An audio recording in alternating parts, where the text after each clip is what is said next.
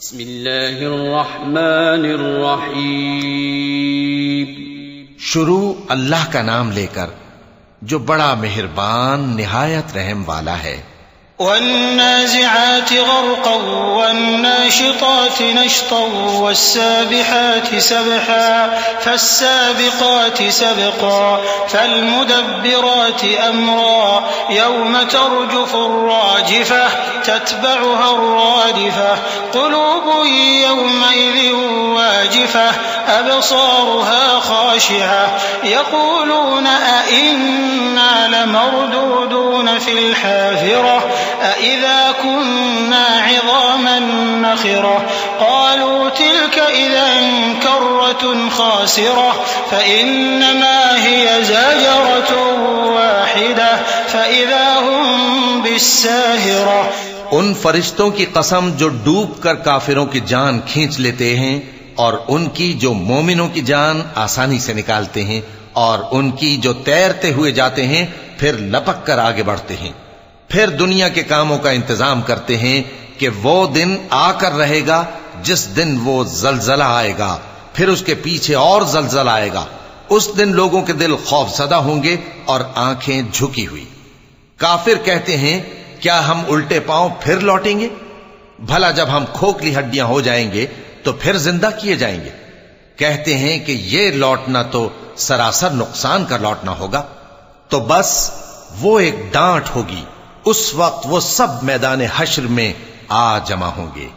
هل أتاك حديث موسى إذ ناداه ربه بالواد المقدس طوى اذهب إلى فرعون إنه طغى فقل هل لك إلى أن تزكى وأهديك إلى ربك فتخشى فأراه الآية الكبرى فكذب وعصى ثم أدبر يسعى فحشر فنادى فقال أنا ربكم الأعلى فأخذه الله نكال الآخرة والأولى إن في ذلك لعبرة لمن يخشى. بھلا تم کو موسیٰ کی حکایت پہنچی ہے جب ان کے پروردگار نے ان کو پاک میدان یعنی طویٰ میں پکارا اور حکم دیا کہ فرعون کے پاس جاؤ کہ وہ سرکش ہو رہا ہے. پھر اس سے کہو کہ کیا تو چاہتا ہے کہ پاک ہو جائے اور میں تجھے تیرے پروردگار کا رستہ بتاؤں تاکہ تجھ کو خوف پیدا ہو. غرض انہوں نے اس کو بہت بڑی نشانی دکھائی مگر اس نے جھٹلایا اور نہ مانا. پھر لوٹ گیا اور تدبیریں کرنے لگا. سو اس نے لوگوں کو اکٹھا کیا پھر بلند آواز سے بولا سو کہنے لگا کہ تمہارا سب سے بڑا مالک میں ہوں. تو اللہ نے اس کو دنیا اور آخرت دونوں کے عذاب میں پکڑ لیا. جو شخص اللہ سے ڈر رکھتا ہے اس کے لیے اس قصے میں عبرت ہے. أأنتم أشد خلقا أم السماء بناها رفع سمكها فسواها وأغطش ليلها وأخرج ضحاها والأرض بعد ذلك دحاها أخرج منها ماءها ومرعاها والجبال أرساها متاعا لكم ولأنعامكم فإذا جاءت الطامة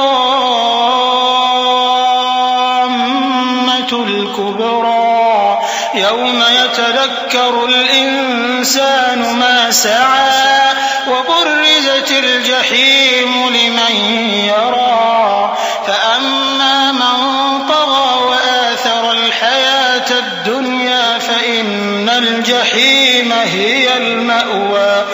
بھلا تمہارا بنانا مشکل ہے یا آسمان کا؟ اللہ نے اس کو بنایا، اس کی چھت کو اونچا کیا، پھر اسے برابر کر دیا، اور اسی نے رات تاریک بنائی اور دن کو دھوپ نکالی اور اس کے بعد زمین کو پھیلا دیا. اسی نے زمین میں سے اس کا پانی نکالا اور چارہ اگایا اور اس پر پہاڑوں کا بوجھ رکھ دیا. یہ سب کچھ تمہارے اور تمہارے مویشیوں کے فائدے کے لیے کیا. پھر جب وہ بہت بڑی آفت آئے گی اس دن انسان جو محنت وہ کرتا رہا یاد کرے گا اور دوزخ دیکھنے والے کے سامنے لا کر رکھ دی جائے گی. اب جس نے سرکشی کی اور دنیا کی زندگی کو مقدم رکھا تو اس کا ٹھکانہ دوزخ ہی ہے. وَأَمَّا مَنْ خَافَ مَقَامَ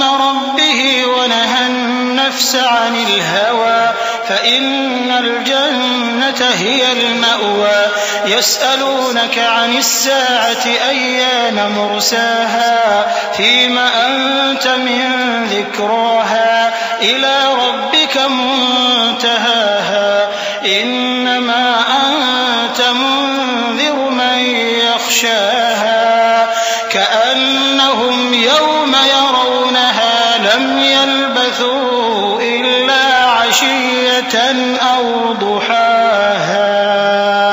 اور جو اپنے پروردگار کے سامنے کھڑے ہونے سے ڈرتا اور نفس کو بیجا خواہشوں سے روکتا رہا تو اس کا ٹھکانہ بہشت ہی ہے. اے پیغمبر صلی اللہ علیہ وآلہ وسلم، لوگ تم سے قیامت کے بارے میں پوچھتے ہیں کہ اس کی آمد کب ہے، سو تم اس کے ذکر کی طرف سے کس فکر میں ہو؟ اس کا منتہا یعنی واقع ہونے کا وقت تمہارے پروردگار ہی کو معلوم ہے. جو شخص اس سے ڈر رکھتا ہے تم تو اسی کو ڈر سنانے والے ہو. جب وہ اس کو دیکھیں گے تو ایسا خیال کریں گے کہ گویا دنیا میں صرف ایک شام یا ایک صبح رہے تھے.